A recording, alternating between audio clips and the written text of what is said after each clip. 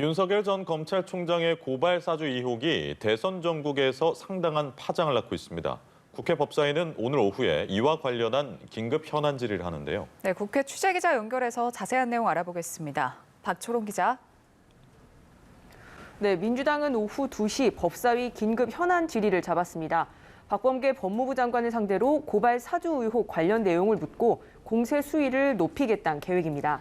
고발 사주 의혹의 핵심은 윤 전 총장의 측근인 대검 간부가 야당 의원에게 실제 고발장을 건넸는지 또 이 과정에 윤 전 총장이 관여했는지 여부인데요.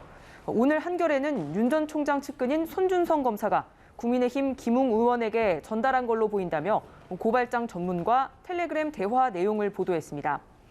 이에 윤석열 캠프의 윤희석 대변인은 윤 전 총장이 전혀 모르는 일이라고 밝혔고 손준성 검사는 전혀 사실이 아니라는 입장문을 냈습니다.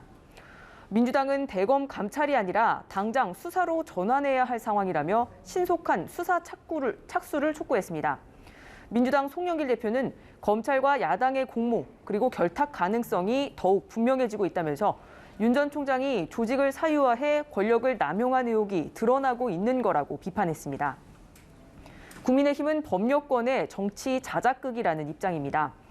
이준석 대표는 국민의힘 대선 경선 후보들을 적극적으로 보호하고 또 검증할 수 있도록 후보 검증단 설치를 검토하겠다고 밝혔습니다.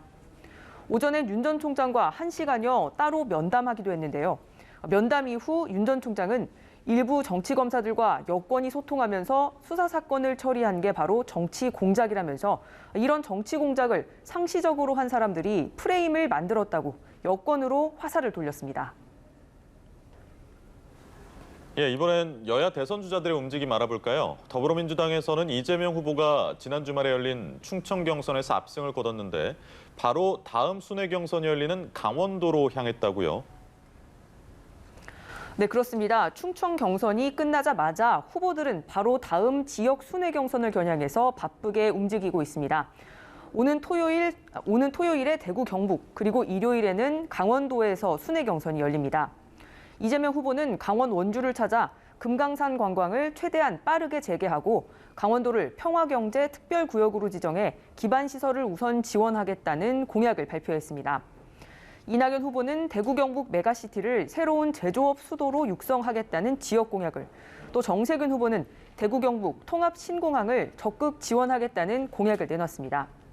이 조직력이 강하다고 했던 충청에서 타격을 입은 이낙연 후보는 전략 수정이 불가피해진 상황입니다. 오늘 잡혀있던 5개 일정 중에 3개를 취소했고 또 캠프 인사들이 매주 여는 정례 기자간담회 일정도 미룬 상태입니다. 추미애 김두관 후보도 오늘 대구 경북 표심 공략에 나서고 박용진 후보는 강원도 강릉으로 향했습니다. 네, 국민의힘에서는 대선 경선에 적용할 룰을 둘러싸고 큰 갈등이 빚어졌다가 어젯밤 늦게 봉합이 됐죠. 네, 그렇습니다. 국민의힘 선관위는 여론조사에서 역선택 방지 조항을 결국 넣지 않기로 했습니다.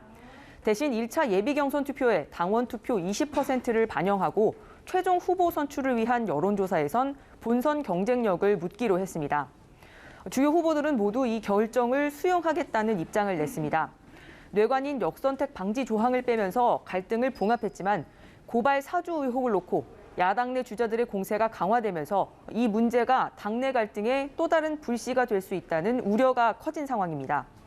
또 본선 경쟁력을 묻는 여론조사 단계에서 이 디테일을 놓고 갈등이 다시 심화할 가능성도 있습니다. 이런 가운데 홍준표 후보는 오늘 강원도로 향했고 원희룡 후보는 국회에서 일자리 정책을 발표했습니다. 지금까지 국회에서 전해드렸습니다.